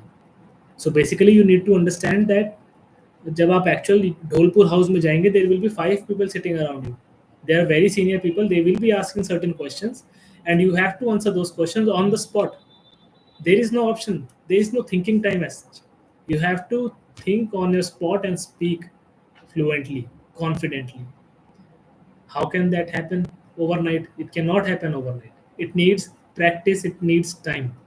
So for this particular purpose, I am suggesting कि आप मॉक टेस्ट दीजिए, कम से कम 5 या 6 या जितने आप दे सके दीजिए. इससे आपकी प्रैक्टिस होगी to think on the spot and how further you can improve yourself. कि आपका पोस्चर गलत हो रहा है या आपका हिलने का तरीका गलत हो रहा है. तो फॉर एग्जांपल मैं एक कोचिंग में गया था मॉक देने. तो one fundamental mistake that I was doing, I was sitting on the edge of my chair and at the same time I was moving my leg up and down. तो मेरी पूरी body हिल रही थी आगे पीछे, आगे ऑसिलेट हो रही थी वो. I did not realize because it was a part of my subconscious. I did not realize that. तो यहाँ पे कोचिंग आपको हेल्प करती है, मॉक टेस्ट आपको हेल्प करते हैं आपका पोस्चर करेक्ट करने में. उन्होंने ये चीज़ आइडेंटिफाई करी, आपका पोस्चर गलत जा रहा है तो वो आपको बताते हैं कि आपका पोस्चर ठीक होना चाहिए, गलत जा रहा है. या फिर आपकी आवाज़ कई बार मॉड्यूलेट नहीं हो पाती है ठीक से, तो इंटरव्यूअर को सुनाई ही नहीं देता कि आप क्या बोल रहे हैं. उस केस में भी आपको एडवाइस या फीडबैक दिया जाता है कि आप ठीक से बोलिए, आप ज़ोर से बोलिए, थोड़ा सुनाई नहीं दे रहा है. So these are few nitty gritties and few give and takes from the coaching institute and I think definitely these particular things help. इसके अलावा वो उटपटांग क्वेश्चन पूछते रहते हैं. एक मैंने रील देखी थी, उसमें वो कह रहा है कि आपके बैठने का तरीका ही कैजुअल है. That is utter nonsense. एक मैंने और रील देखा, उसमें कहते हैं कि एक ग्लास रखा हुआ है पानी का, प्रपोज करो as if it is your girlfriend और something. That is nothing but stupidity. You must understand that people who are taking your interview in UPSC Dholpur House are very senior, very respected people. They have seen life. उनका experience रहा है 40 साल का काम करने का. जहां आप जाना चाह रहे हो वहां पे 40 साल काम करके रिटायर हो चुके हैं वो लोग. They will not ask you these stupid questions. तो आपको ये सब चीज़ें ज़्यादा सीरियस लेने की ज़रूरत नहीं है. आप खाली ये देखिए कि आपकी पर्सनैलिटी ठीक से वहाँ पे बिठा पा रहे हैं आप या नहीं. जो क्वेश्चन आपसे पूछा जा रहा है आप उसका सही से जवाब दे पा रहे हैं या नहीं. आपका बॉडी पोस्चर ठीक से आ रहा है या नहीं. आपका वॉइस मॉड्यूलेशन आप ठीक से कर पा रहे हो या नहीं. आप नर्वस तो नहीं हो रहे हो, क्वेश्चन पूछा और आप फ्रीज तो नहीं हो रहे हो बिल्कुल ही. ये सब चीज़ें प्रैक्टिस से आती हैं और आप मॉक टेस्ट दीजिए प्रैक्टिस करने के लिए बस. Let's take another one. Plan B mock interview. इन्होंने मांगा आपका इंटरव्यू एक्सपीरियंस कैसा रहा था. तो मेरा इंटरव्यू एक्सपीरियंस बहुत अच्छा था. पहला इंटरव्यू था, पहली बार गए थे, काफ़ी एक्साइटेड थे, काफ़ी नर्वस भी थे. और मैंने कम से कम 7 या 8 मॉक टेस्ट दिए थे. मॉक इंटरव्यूज़ में 7-8 मॉक इंटरव्यूज़ दे के गया था. सेकेंड फेज़ में मेरा था फरवरी में, 20 फरवरी आई गेस. तो मैंने वहाँ दिया. मेरा बोर्ड शीलवर्धन सर आए हुए थे, उनका बोर्ड था मेरा. और मैं अपने बोर्ड में पहला कैंडिडेट था सुबह. तो I think my interview started at around 9:50 in the morning, 9:50 AM, and it ended at around 9:50 में शुरू हुआ था और 10:40 के आसपास वो ख़त्म हुआ था. गुड 50 मिनट्स, 55 ऐसे ही चला था वो.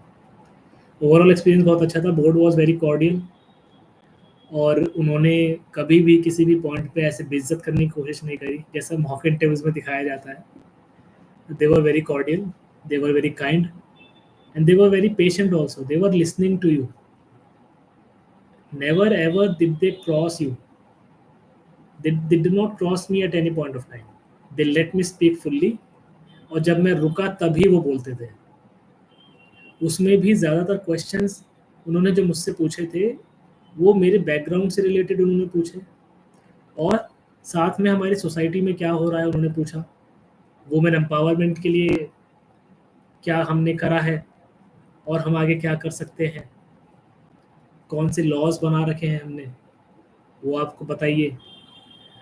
मैंने एक कुछ सीवी में अपना लिखा हुआ था वेस्ट मैनेजमेंट, तो उन्होंने वेस्ट मैनेजमेंट से रिलेटेड जो प्रोजेक्ट मैंने करे या क्या उसका आउटकम रहा वो सब पूछा उन्होंने।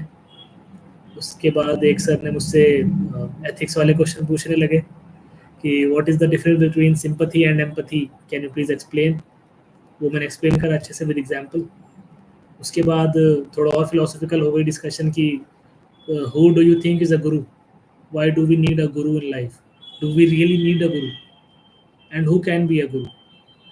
तो थोड़ा फिलोसॉफिकल बेंट ऑफ माइंड हो गया था वहाँ पे भी। बाकी see I speak up my mind freely, maybe that is because of my background as such कि यार IIT में रहे हैं, प्रेजेंटेशंस वगैरह खूब दिए हैं हमने, IIMs के अंदर रहे हैं, बहुत प्रेजेंटेशंस वगैरह हमने दी है, इंटरेक्शन करा है, जॉब करी है, जॉब में भी खूब सारी प्रेजेंटेशंस हमने दी है, सो that is an advantage I would से। ये एडवांटेज शायद ज़्यादातर लोगों के पास ना हो, but that was a advantage that I had, so I was confident enough to speak freely. Overall experience बहुत अच्छा था, बहुत कॉर्डियल था, एंड आई वुड से कि अच्छा एक्सपीरियंस रहा मेरा। अनदर क्वेश्चन है how do you prepare essay and ethics. So as I said that कि एस्से देखिए, एस्से के बेसिकली 3 पार्ट होते हैं, जैसे मैंने कहा इंट्रो, बॉडी, कंक्लूजन। इंट्रो के अंदर ज़्यादातर मैंने ये देखा है कि आप एक एनेक्डोट लिखते हैं, एक कहानी लिखते हैं, आप अपने ऐसे के टॉपिक को उस कहानी से रिलेट कर सकते हैं, ऐसा कुछ कहानी लिखिए। तो सबसे बढ़िया जो मैं बताऊंगा तरीका वो ये है कि आप अनुदीप दुरी शेट्टी सर का ऐसे का एक हैंड आउट आता है, आप उस ऐसे हैंड आउट को ढूंढिए, यूट्यूब पे आप सर्च करेंगे आपको मिल जाएगा, या आप गूगल सर्च करेंगे आपको मिल जाएगा। उस ऐसे के हैंड आउट को आप सर्च कीजिए, आप पढ़िए और आपको पता चलेगा कि हाँ ये सब चीज़ें भी लिखी जा सकती हैं। तो अनुदीप सर ने 10-15 ऐसे के थीम्स आइडेंटिफाई करके उनका 1 पेजर नोट बना रखा है, उसमें डेटा पॉइंट्स लिखे हैं, उन्होंने एग्जाम्पल्स लिखे हुए हैं, उन्होंने फ्लो चार्ट टाइप का कुछ बना रखा है याद करने के लिए, उन्होंने एनेक्डोट्स लिखे हुए हैं, उन्होंने कैरेक्टर इंट्रोड्यूस कर रखा है, उन्होंने हिंदी वाले श्लोक लिखे हुए हैं, उसके अंदर संस्कृत वाले श्लोक कैसे कंक्लूड किया जा सकता है। तो वो आप एक बार फॉलो करिए, आपको ऐसे में काफ़ी हद तक आपको नॉलेज आएगी। एथिक्स के लिए आई वुड से कि 2 तरीके हैं, या तो जो मैंने फॉलो किया, मैंने लेक्सिकन वाली जो एक बुक आती है पतली सी, मैंने वो पढ़ी थी अच्छे से, और उसमें जो भी आपका मोटा-मोटा नोट्स बनाया जा सकता था वो मैंने बनाया था। दूसरा तरीका ये है कि आप सिलेबस उठाइए एस्से का, एथिक्स का। सिलेबस में जो सब हेडिंग है, सब हेडिंग वाइज़ आप पॉइंट्स बनाइए। उस पॉइंट्स को आप आइडेंटिफाई करके अपना खुद का 1 पेजर का नोट बना के या 2 पेजर का नोट बना के रखिए, और उसमें एग्जाम्पल ऐड करते चले जाइए जो आप करंट अफेयर्स से या न्यूज़पेपर से आप आइडेंटिफाई कर सकते हैं। मेंटल हेल्थ के लिए क्या करना चाहिए? यार मेंटल हेल्थ तो बहुत बड़ा इशू है। अब मैं अपना बताऊं तो मेरे को भी थोड़ा था, I was in stress, a lot of stress. I would से कि भाई जॉब छोड़ दी थी, पैसे नहीं आ रहे थे, अचानक से फ़कीर हो गए थे, टू बी ऑनेस्ट। फैमिली थी, पेंशन से हम लोग चलता था हमारा घर, तो उनके सपोर्ट से थोड़ा मैं स्टेबलाइज़ हुआ। धीरे-धीरे इसमें मुझे टाइम लगा, बट डेफ़िनेटली मेंटल प्रेशर पड़ता है, और इन सिचुएशंस में आपके फ्रेंड्स और आपकी फैमिली काम आती है। अगर आपकी एक सपोर्टिव फैमिली हो, तो आप ये सब चीज़ें हैंडल करने में सक्षम बन सकेंगे। तो मैं यही कहूँगा कि आप अपने जो क्लोज़ फ्रेंड्स हैं, 10-15 फ्रेंड्स नहीं, 1 या 2 जो बिल्कुल क्लोज़ हैं आपके, जिनका यूपीएससी से कोई लेना-देना भी नहीं है, आप उनसे बात कीजिए, क्योंकि वो खुल के बात करेंगे आपसे। वो आपको एक अलग पर्सपेक्टिव भी देंगे लाइफ़ का, क्योंकि यूपीएससी वाले बच्चे थोड़े यूपीएससी की ही दुनिया में बातें करते रहते हैं बस। तो आप ऐसे 1 या 2 अपने फ्रेंड बनाइए, जिनका यूपीएससी से कोई लेना-देना नहीं है। उनसे बात कीजिए, उनसे आपकी जो भी इनसिक्योरिटीज़ हैं, या आपको जो भी टेंशन्स हो रही हैं, या आपको कुछ भी एक्स वाई जेड हो रहा है, आप उनसे डिस्कस कीजिए, आप समझिए कि वो क्या कह रहे हैं। उसके बाद आपको थोड़ा माइंड रिलैक्सेशन में हेल्प होगी। सेकेंडली, आप अपनी फैमिली से डिस्कस कीजिए। आपके पास एक स्ट्रॉन्ग मोरल सपोर्ट होना बहुत ज़रूरी है। This is what I believe in. So I had a very strong moral support from my family. They never ever told me कि यार तुझसे नहीं होगा तो छोड़ दे. They have never said that. In fact अपने पहले फेलियर के बाद तो मैंने तैयारी ही छोड़ दी थी. ऑनेस्टली मैंने तैयारी छोड़ दी थी. मैं अपनी सीवी बना रहा था बैठ के. And then my sister came in my room and saw कि यार तूने ये क्या कर दिया, सारे चार्ट क्यों हटा दिए. मैंने चार्ट लगा रखे थे रूम में अपने, ज्योग्राफी के, हिस्ट्री के, पॉलिटी के. तो जब मैं फेल हो गया तो मैंने सब फाड़ के फेंक दिए थे और मैं अपनी सीवी बनाने लग गया था. तो उस टाइम पे मेरी सिस्टर आई थी मेरे रूम में और देखी ये क्या हो गया. और वो पहला ही अटेम्प्ट था. तो उसने बोला कि नहीं अभी तो पहला ही अटेम्प्ट हुआ है तो ये सब क्यों करा. उसने मुझे थोड़ा गाइड करा. उसने मुझे थोड़ा जो मोरल सपोर्ट चाहिए होता है at that point of time उसने दिया. एंड आई कैन ऑनेस्टली से कि ये एग्ज़ाम में क्लियर कर पाया हूँ, आपसे आज बात कर पा रहा हूँ, it is only because of my sister Neha. उसने मुझे एग्ज़ाम की तैयारी छोड़ने से रोका. तो उस टाइम पे उसने मुझे रोका. आज मैं आपसे बात कर पा रहा हूँ. That is why friends and family are very important. अगर वो आपके साथ रहेंगे, आपको सपोर्ट करेंगे तो आप पेपर निकाल लोगे. तीसरा तरीका एक वो भी है कि अगर आपको कुछ ज़्यादा ही एंजाइटी, कुछ ज़्यादा ही मेंटल स्ट्रेस हो रहा है कि आप फोकस ही नहीं कर पा रहे हैं पढ़ाई में, बहुत ज़्यादा एंजाइटी हो रही है, डिप्रेशन हो रहा है, तो उसके लिए मैं कहूँगा आप क्लिनिकल एडवाइस लीजिए. आप साइकियाट्रिस्ट को दिखाइए. आप घबराइए मत, क्योंकि बहुत सारे हमारी सोसाइटी में जनरली साइकियाट्रिस्ट की ज़्यादा रिस्पेक्ट नहीं करते हैं लोग. उनको लगता है ये तो पागल है, पागल हो गया लड़का इसीलिए जा रहा है साइकियाट्रिस्ट के पास. So that is not a good thing to say. तो आप जाइए, क्लिनिकल हेल्प लीजिए. बहुत सारी एंटी डिप्रेसेंट मेडिसिन आती हैं दैट कैन हेल्प. इसलिए अगर आपको लग रहा है कि ये दोनों चीज़ें नहीं हो पा रही, फ्रेंड्स और फैमिली वाली भी, तो आप एक क्लिनिकल एडवाइस किसी प्रोफेशनल एक्सपर्ट से लीजिए. वो आपको जो भी मेडिसिन होती है, एंटी डिप्रेसेंट्स होते हैं, उनसे आपकी मेंटल हेल्थ में सुधार करने के लिए वो आपको हेल्प कर सकते हैं. इंटरव्यू ठीक है. रिवीजन स्ट्रैटेजी तो सिंपल ही थी यार. मैक्सिमम रिवीजन करना है आपको. प्रीलिम्स की जैसे हम बात कर रहे हैं, अभी प्रीलिम्स आने ही वाला है. मैक्सिमम रिवीजन करिए. बेसिक रिसोर्सेज का रिवीजन करिए.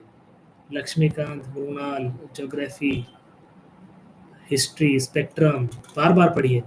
बार बार पढ़ते चले जाइए. रिवीजन उसी तरह से होगा. और आपको जैसे याद हो तो मैंने इनिशियली बताया था कि जो PT 365 है या विजन मंथली है, 100 पेज की बनी हुई है वो. आप उसको छोटा करिए. 100 पेज को 5-10 पेजेस में लाइए. और ये करने का तरीका सत्यम जैन सर हैं, अंडरस्टैंड यूपीएससी वाले, उन्होंने अपनी वीडियोस में ये करके दिखाया है कैसे करते हैं. तो आई वुड सजेस्ट कि आप सत्यम जैन सर की एक वो वीडियो देखिए. यूट्यूब पे जाइए, ढूंढिए उसको, वीडियो को.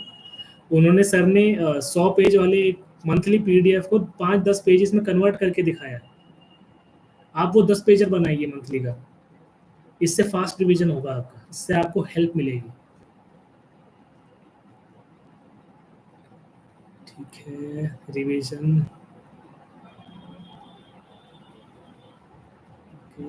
वाई यूपीएससी मैंने बता चुका हूँ वीडियो के स्टार्टिंग में भी. आप देख लीजिएगा फिर से. Multi dimensional answer. देखिए, मल्टी डायमेंशनल आंसर लिखने की एक बहुत ही कॉमन स्ट्रैटेजी है जो सभी ऑलमोस्ट फॉलो करते हैं. पेस्टल वाली. Political dimension, economic dimension, social dimension, technological, legal, environmental dimensions. तो आप ये पेस्टल अपने दिमाग में याद रखिए कि ये डायमेंशन हो सकती हैं. तो आप एक मल्टी डायमेंशनल आंसर लिखने में आपको हेल्प मिलेगी. आंसर पॉइंट वाइज लिखना है या फ्लो चार्ट बनाना सही रहेगा, देखिए डिपेंड करता है. मैं अपना बताऊं तो GS 1, 2 और 3 के अंदर स्पेसिफिकली मैंने कहीं भी कोई फ्लो चार्ट नहीं बनाया है. पॉइंट में आंसर लिखा है. और मेरी स्ट्रैटेजी यही रहती थी कि अगर 15 नंबर का क्वेश्चन है तो क्वेश्चन को मैं, आंसर को 3 पार्ट में लिखना है आपको. और 15 नंबर है तो 15 पॉइंट लिखिए आप. 3 पार्ट में आप डिवाइड करिए, हर पार्ट में 5-5 पॉइंट डाल दीजिए.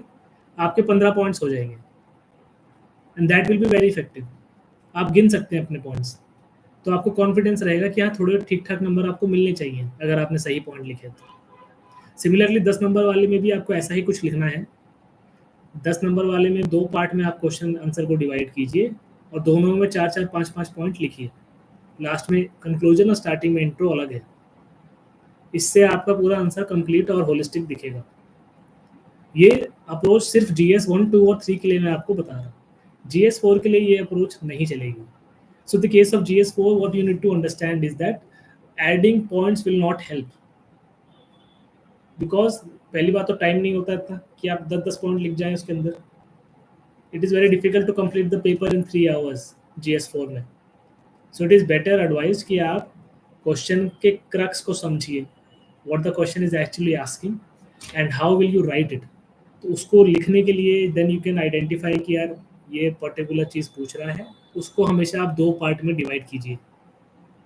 फर्स्ट पार्ट में कुछ और पॉइंट लिखिए, 1 या 2, क्योंकि इसमें एग्जाम्पल का रोल बहुत ज़्यादा इंपॉर्टेंट है। एथिक्स में examples are the most important thing, तो आपको एग्जाम्पल लिखना है। तो 10 नंबर वाले क्वेश्चन में आपको 2 पार्ट में आंसर लिखना है। हर पार्ट में 1 या 2 आर्ग्यूमेंट्स देने हैं, उन आर्ग्यूमेंट्स के साथ एग्जाम्पल जोड़ने हैं। तो मैक्सिमम 10 नंबर वाले क्वेश्चन में आप 4 पॉइंट लिखिए विद एग्जाम्पल। इतनी ही स्पेस होती है उसके अंदर और इतना ही आपके पास टाइम है लिखने के लिए। और फ्लो चार्ट, हाँ, जैसे कि कई मैंने देखा है कि लोग एथिक्स में भी काफ़ी सारे टाइप के फ्लो चार्ट्स बना देते हैं। अगर आपकी हैंड राइटिंग वैसी है कि आपके पास जगह बच जाती है फ्लो चार्ट की, तो आप बना सकते हैं। कंक्लूजन में जैसे आप अ, कोई भी अगर एडमिनिस्ट्रेशन में गवर्नेंस वाला क्वेश्चन आ जाता है एथिक्स के अंदर, तो आप वहाँ पे एक फ्लो चार्ट बना के कॉर्पोरेट गवर्नेंस क्या होती है, उसकी डिफरेंट वेरिएबल्स क्या होते हैं, और गुड गवर्नेंस क्या होती है, वर्ल्ड बैंक ने जो बता रखी है क्या क्या उसमें पॉइंट्स होते हैं, वैसे करके एक फ्लो चार्ट भी बनाया जा सकता है। बट वो आप तभी बनाइए जब आपके पास टाइम हो। मेरे पास टाइम नहीं होता था और दूसरा मेरी हैंड राइटिंग थोड़ी बड़ी है, तो मेरे पास स्पेस भी नहीं होती थी, तो मैंने ये चीज़ फिर फॉलो नहीं की थी। मिस्टेक्स, देखो सबसे बड़ी मिस्टेक तो यही थी मेरी कि आंसर राइटिंग प्रैक्टिस थोड़ी कम रह गई मेरी ऑप्शनल में। ऑप्शनल में मेरा ज़्यादा ध्यान था कि मैं कंटेंट को याद रखूं, बट मोर इम्पोर्टेंटली इसको लिखना भी था। मैंने जीएस में तो आंसर राइटिंग करी थी, पर मैंने ऑप्शनल में आंसर राइटिंग नहीं की थी। तो मैं समझता हूँ कि ऑप्शनल में भी आंसर राइटिंग बहुत इंपॉर्टेंट है, इसलिए आप टाइमली सिलेबस कंप्लीट करके ऑप्शनल की भी आंसर राइटिंग शुरू कीजिए। ड्रेस कोड मैटर करता है क्या? बिल्कुल मैटर करता है, definitely. See, you need to understand it's a very professional kind of setup. It's okay that some people wear kurta pajama. Kurta pajama is our traditional dress. Some people can argue कि यार कुर्ता पजामा तो traditional dress है हमारा, we want to be Indian, we want to look Indian. But practically सोचिए, आप जहाँ आप जा रहे हैं, hardly anyone would have worn a kurta or a pajama. That you need to understand. It's a very professional kind of setup. It is better कि आप एक प्रोफेशनल सूट में जाएं to avoid any uncertainties. Otherwise अगर आप कुर्ता पजामा में चले गए और वहाँ जाके आप देख रहे हैं कि सब तो सूट में, मैं अलग ही कुर्ता पजामा में लगा हुआ, तो सबसे पहला क्वेश्चन ही आपका कुर्ता पजामा पे आ जाएगा। फिर वो आपको ग्रिल करने लग जाएंगे, क्योंकि वहाँ तो किसी ने पहना नहीं हुआ कुर्ता पजामा, और ये दिवाली तो है नहीं कि आप सेलिब्रेशन करने आए हैं। सो इट इज़ बेटर कि आप अवॉइड कीजिए, आप स्टैंडर्ड क्लोथ पहनिए, आप फुल सूट पहनिए और प्रॉपरली ग्रूम होके जाइए। डैफ कैसे बनाना है? देखिए, डैफ बनाने के लिए मैंने आपको बताया, सत्यम जैन सर की वीडियो आती है, एक अंडरस्टैंड यूपीएससी चैनल है उनका यूट्यूब पे, आप उसको देखिए। उन्होंने पॉइंट वाइज बता रखा है कि डैफ को कैसे भरना है और कैसे बनाना है।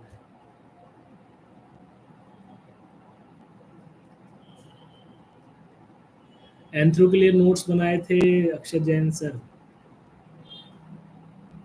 हाँ, तो जो एंथ्रो की मैं बता रहा हूँ आपको, मैंने आपको बताया कि मैंने कोचिंग ली थी एंथ्रो की, तो मेरे थोड़े बहुत नोट्स तो वहीं से आए थे, बाकी नोट्स मैंने अक्षय जैन के कॉपी किए थे, और थोड़े बहुत नोट्स मैंने गूगल सर्च करके खुद ही निकाले थे।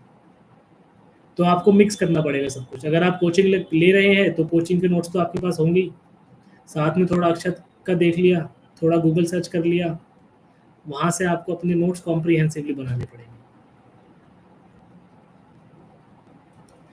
समवन इज आस्किंग कि यार 3 मंथ्स में मेंस की प्रिपरेशन हो जाएगी? यस, हो जाएगी। It is very much possible, but it is advisable कि आप अपना कंटेंट तैयार रखें पहले से ही। जैसा कि मैंने आपको कहा कि जैसे अगर आप जून 2025 को टारगेट कर रहे हैं, तो it is advisable that you should complete your syllabus, you should start writing your test by November, ताकि आपको एक हैबिट हो जाए, आपके एक बेसिक फाउंडेशन नोट्स जिसे हम बोलते हैं वो आपके पास रेडी रहे। ये अगर आपके पास रेडी है तो आप बाकी 3 महीने में भी you can very well do that. Daily time table revision of multiple subjects. देखिए, डेली टाइम टेबल के लिए तो मैं आपको ये सजेस्ट करूँगा कि आप सबसे पहले तो अपनी वीकनेस और स्ट्रेंथ्स को आइडेंटिफाई कीजिए, क्योंकि एवरीबॉडी इज़ यूनिक। जो मेरे लिए काम कर रहा है चीज़ वो शायद आपके लिए ना करे, और जो आपके लिए काम करती है हो सकता है मेरे लिए ना करे। तो पहले तो आपको अपनी स्ट्रेंथ और अपनी वीकनेस आइडेंटिफाई करनी चाहिए। मैं अपना केस बताऊँ तो मैं रात को नहीं पढ़ सकता, मुझसे पढ़ाई होती है, मुझसे पढ़ाई होती ही नहीं है रात में। तो आई am a morning person, I wake up early 4:35 5:30। तो मैं जल्दी उठना प्रेफर करता हूँ एज़ कम्पेयर टू लेट जागना। सेकेंडली, मैंने आपको बताया डिसिप्लिन बनाने के लिए आपको एक एक्सेल शीट बनानी चाहिए।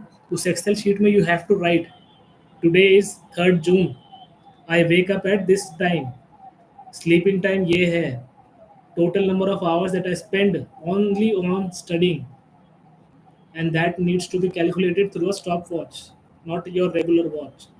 उस स्टॉप वॉच पे आपने कितने घंटे पढ़े वो आप उसमें डेटा एंटर कीजिए। अब मान लीजिए कल है 4 जून, 4 जून को फिर से आपने नीचे अगले सेल में आ गए एक्सेल में, आपने वेकअप टाइम लिखा, स्लीपिंग टाइम लिखा, आपने नंबर ऑफ आवर्स लिखे। लेट्स सपोज कल आपने पढ़ाई की ही नहीं, आप कहीं किसी दोस्त की शादी में चले गए, आपने कल पढ़ाई नहीं की और 2 दिन आप गायब थे, आप थे ही नहीं दिल्ली में। तो क्या करना है, आपको तब भी डेटा एंट्री तो करनी ही है। आप उस डेटा सेल के अंदर आप लिखेंगे कि आपने पढ़ाई नहीं करी, नंबर ऑफ आवर्स 0 लिखेंगे, और साइड में ये भी लिखेंगे कि मैं यहाँ ट्रैवल कर रहा था तो मैंने पढ़ाई नहीं की। इसलिए मैं बोल रहा हूँ कि आप ऐसे अपने हिसाब से एक एक्सेल शीट बनाइए, उसको फॉलो कीजिए। इससे आपको खुद ही पता चलेगा कि आपका आइडियल स्लीपिंग टाइम क्या है, आइडियल वेकिंग अप टाइम क्या है, आपका एवरेज नंबर ऑफ आवर्स कितना जा रहा है। आप डेटा जैसे जैसे भरते जाएंगे, आपके पास कुछ महीनों का डेटा इकट्ठा होगा, फिर आप this is the time to reflect back, to understand the various weaknesses and strengths, and that data can be utilized to improve yourself. आपको पता चल रहा है कि यहाँ मैं गलती कर रहा हूँ, या मुझे इस टाइम पे जागना चाहिए, इस टाइम पे सोना चाहिए, तो मेरा मैक्सिमम आता है आउटपुट। वो आपको 2-3 महीने में पता चल जाएगा अपना। और रिवीजन, देखिए रिवीजन तो जैसे मैंने आपको बताया, पहले आपके फोकस होना चाहिए कि आप सिलेबस ख़त्म कीजिए अक्टूबर नवंबर तक। अगर आप कोचिंग कर रहे हैं तो आप कोचिंग जाएंगे, सुबह जो भी जाएंगे, शाम को जाएंगे, जब भी जाएंगे कोचिंग जाइए, अपना सिलेबस जो भी आपने लिखा है नोट्स वोट्स बनाइए उसके अच्छे से। रात को सोने से पहले आधे घंटे के लिए रिवाइज कर लीजिए, या सुबह उठते ही पहली चीज़ क्या करिए, खोली किताब और रिवाइज कर लिया क्या पढ़ा था कल। तो ये चीज़ आपको एक करनी पड़ेगी, बार बार करनी पड़ेगी, आप एक दिन में नहीं होगा ये। तो समवन इज आस्किंग कि which pen did you use for mains writing.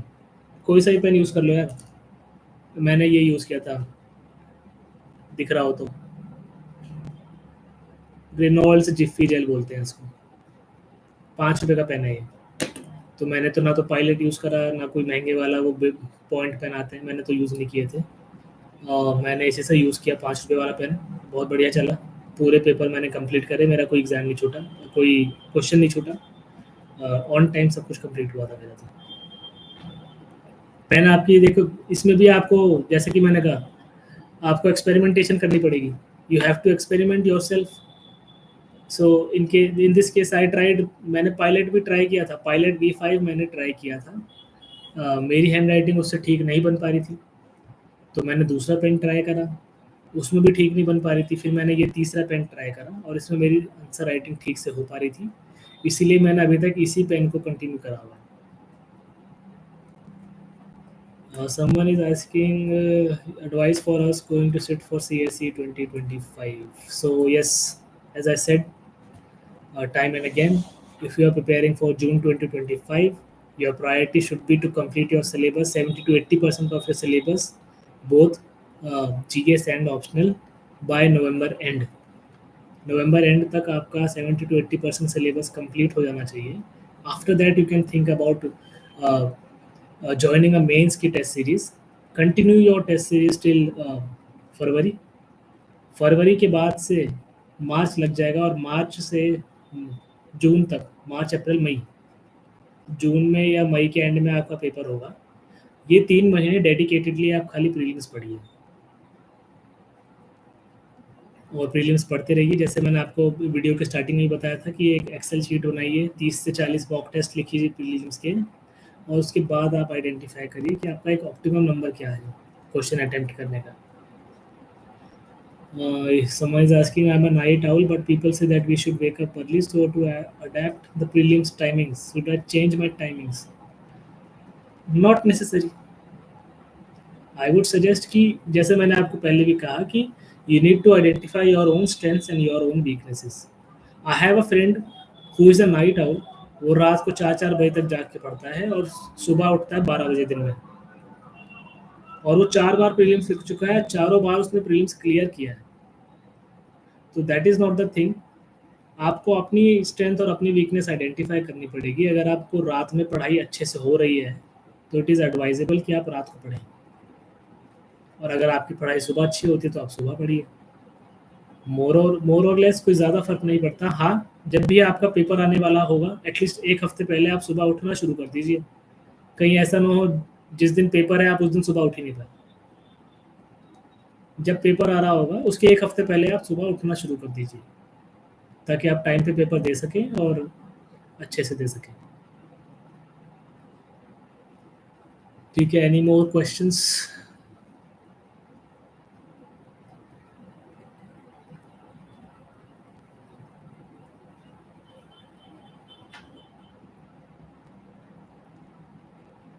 I think I have addressed almost all of the questions that were asked.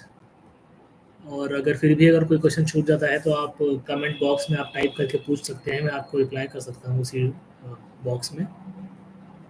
But yes, मोर और लेस आई थिंक क्वेश्चन मैंने सारे कवर कर लिए हैं already. So yes, this was my journey, this was my experience that I was sharing with you all. I would thank you for all those who have attended this session and asked questions, because बहुत सारे question आपने पूछे तो अच्छा लगा interaction करके आप सबसे. And I would like to understand, I would like to thank the team for organizing this session, UPSC Time. Thank you very much. Thank you, admin.